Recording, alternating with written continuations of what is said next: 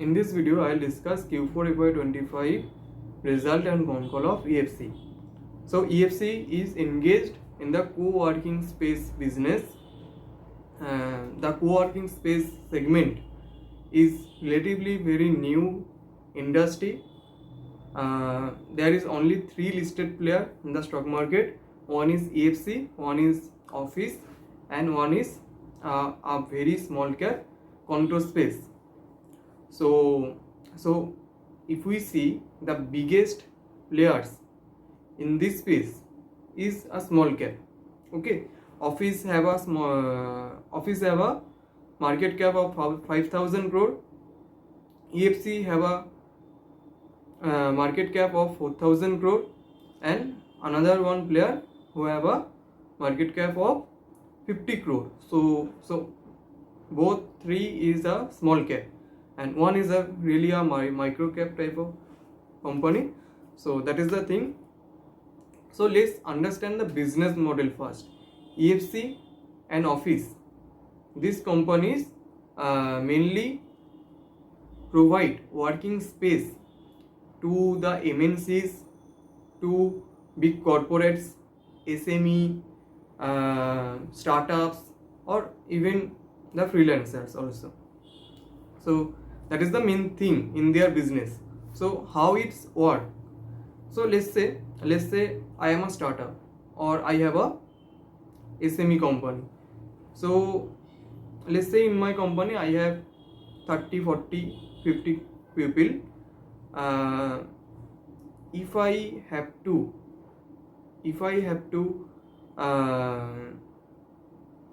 provide working space for those 30, 50 people, I can do is I can take a house or a flat for rent, and then I have to develop that house or the plot. I have to spend on interior, spend on furniture, lightings, and all. So here the capex is very high if I go for a renting a house. So that is the thing. Here the capex is high. The upfront capex is very high in this model. But if I contact a Office or EFC, and I ask for a 50-seater office, okay, so then I have to do what? I do not have to do anything. Like in the last model where I take a house on rent, okay, then I have to pay 8-9% of rental yield to the house owner, and here I have to pay 12 to 13% of rent, extra 4% for what? For the capex that I do not have to do here, because all the capex are done by the Office or EFC. Okay, so that is why I have to pay the 4%, and I do not have to spend a upfront money amount. So that is the biggest advantage for a small players. Like if a startup is opening an office, opening a working space, then they do not have to spend much. They have to spend monthly. There is a premium of 4% versus the premium in the last model where I rent a house or a flat or anything. Okay, so that is the business model of EFC and Office, that they will develop the building, the space, and then the startups, then even the MNCs also. Let's say if a MNC want to expand their location, one thing they can do, that they build a building or can rent a building, and then do all the capex and all. And the biggest negative point is that if the MNC or the company or the startup uh, if they want to move out from that location, okay, after 3 4 5 years, all the capex are going to be zero, okay, because the old capex are what, that is no use, there is no use for those things, so they have to spend again on those locations where they will move out. So that is the thing. But here what they can contact office or EFC that I want to move out from this space, this location to another location. So they can allocate the seat, allocate the building. Okay, that's it. Yeah, obviously there is a lock-in period that if I take a rent uh, of any building or any space, I have to stay there for 3 years 4 years, but after 3 4 years I can go to another location. So that is the thing, the capex is very low.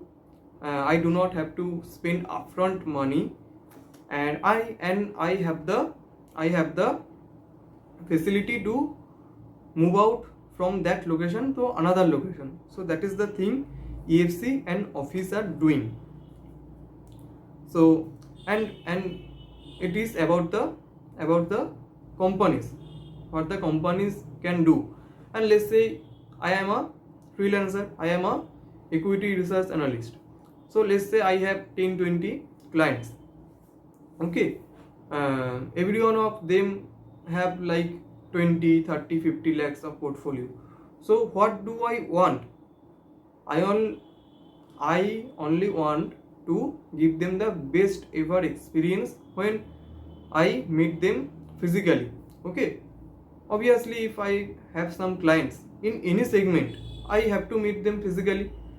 So if I want to give them the best experience, I have to spend a lot on my office. Like I have to rent a office first, then I have to do all the interior work, AC work, there should be some television and all, okay, there should be a Wi-Fi.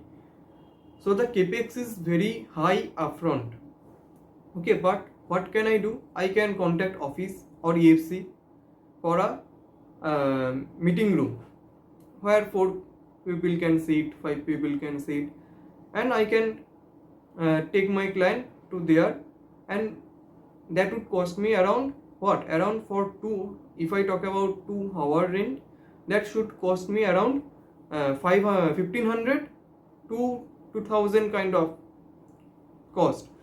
So that is really low if we see, because I do not have to spend any money upfront, and also I am getting a very premium meeting room. That is the one thing. I have personal cook there, because I can order any like cold drinks, any snacks and all, okay. So that is the thing, I am getting extra there, okay. So that is the thing with EFC and office, and that is why this segment have a really long way to go, really long way. As I said that both players, the biggest player in this space is small cap, is a small cap company. So both these companies or any player in this segment have a really long way in front of them. They can go to any kind of level, because the demand should grow as the time passes. So that is the thing with the business model, okay. So let's talk about the EFC in details. EFC is present in 9 cities in India. They have 79 sites under management, and EFC also have a designing and furniture department, okay, where they design, like they have to do interior work, they have to do lighting work and all in their spaces, okay, and they have to make furnitures. Here what EFC is doing, that if EFC outsource this interior work, furniture work to another company, that company would take 5-7% of margin from EFC. But if EFC do those things in-house, they can earn extra 5-7% from that business also. So this business of designing and buildings and the furniture vertical helping EFC to integrate their business. Okay, so that is the thing these businesses are doing, that the margin they can extract extra 5-7% margin from this business. So that is the one of the very good thing for EFC. Okay, and if we talk about the revenue by segment, their leasing business contributes 57% 7% of revenue in FY25. Their design and build segment contributes around 40% in the revenue, and their furniture segment is very new.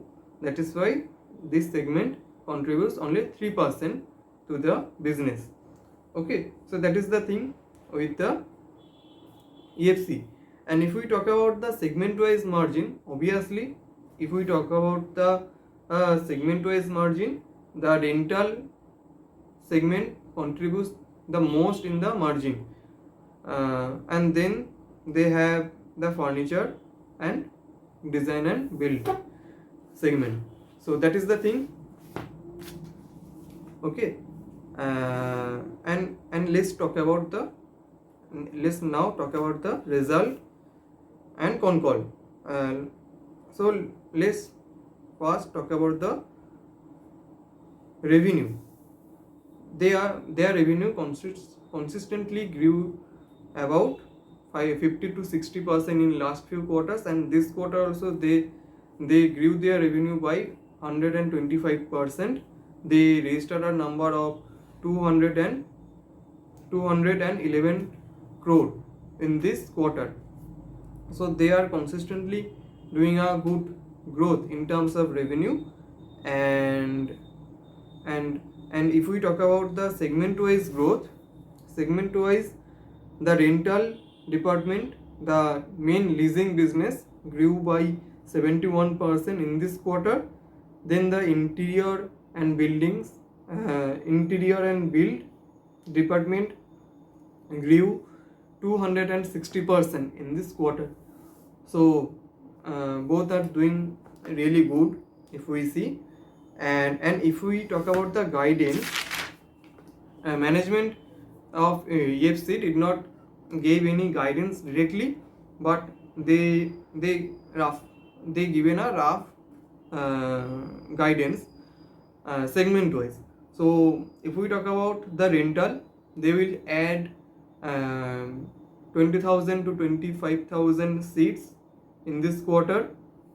Okay, and they are expecting a occupancy of 90% in this year. So and the average rent per seat is around 6,500 to 7,000 per month. Okay, so that roughly reflects to 550 crore of revenue in FY26. Okay, and then they are building their design and build business should grow around 60 to 70%. That is the expectation of the management, 60 to 70% growth in this year. And the furniture, and from the furniture department, they are expecting a revenue of 150 crore, and that becomes 1,030 crore of revenue in FY26, which is 60% year on year growth. And if we see this year also, they grew about 57% in FY25, and they are giving a guidance of 60% year on year in terms of revenue. Okay, so the guidance is also good, that they are expecting a similar kind of growth in the next year also, I mean the FY26. Okay, and in terms of margin, if we see, EBITDA margin for this quarter is at 51%. Year on year degrew by 430 bps, and if we see, EBITDA margin is around 40 to 50% for last few key quarters also, and this quarter is nothing more than that, 51% of revenue margin, I mean EBITDA margin.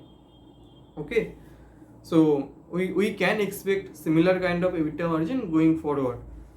And if we talk about the PAT, they grew their PAT about 72% in the quarter of in the fourth quarter, and they registered a PAT of 48 crore. And if we see the operating leverage in this quarter, they missed their operating leverage because the revenue grew by 125%, but the PAT only grew by 72%. So there is only the bad thing is missing operating leverage, and the PAT margin obviously degrew year on year by 7.3%, and they registered a PAT margin of 22.7%. So yeah, good amount of PAT margin. If we see, there is no problem with the PAT margin. Yeah, they can improve the PAT margin also in the future, and we have to track it that where the PAT margin is going. But the revenue, if we see the revenue is going in a right direction. Okay, so if we see the rental yield they are getting, if a company rent out a building, okay, I mean if a company take a building on rent, then they have to pay 8 to 8.5% of rental yield to the landowner. But as I said, in EFC, because there is all the things like there is interior work, there is other facilities also like Wi-Fi facilities, there is canteen facility and all. That is why the rental yield for EFC is around 12%. So that is the premium the company have to give to these companies. Okay, so that is the rental yield. And the occupancy, if we see, the occupancy is at 90% for this quarter, and for this year also the occupancy is 90%, and company management is also expecting similar kind of occupancy in the coming years. Okay, and they do not, and they are as they are expanding very fast, that they will open few centers in the FY26, and they will add 20,000 to 25,000 seats in their portfolio. So the capex is high if we see, but the company management is saying that they do not need any kind of equity dilution. All the growth will be funded by internal accruals. So that is the thing with the equity dilution, and that is also a good thing, that the company do not have to dilute their equity. Okay, so that is the thing with EFC. See, one thing is very clear, that this segment have a really good tailwind behind them, because as more and more companies are coming to India, those workspace, the demand of those workspace will only increase, and as the more startups also opening, these things will be needed. Okay, so anyway, if we see EFC or office, both players having a really good growth. If we see, office is growing about 40%, EFC is growing about 50, 60, 70% every quarter. So the growth rate for these companies are really high, and the tailwinds also really high. So that is a good thing if we see. So if we see the valuation of EFC, EFC is trading around 30x PE, and we are getting a and EFC is growing about 50-60% as of revenue. So it is a very attractive deal if we see that I can get 50-60% of growth at 30x P. So the valuation is also reasonable. Office have more premium valuation if we see, but EFC is, if we see, EFC is trading at a really attractive kind of valuation. So that is the thing with EFC. That's it for the video. Thanks for watching.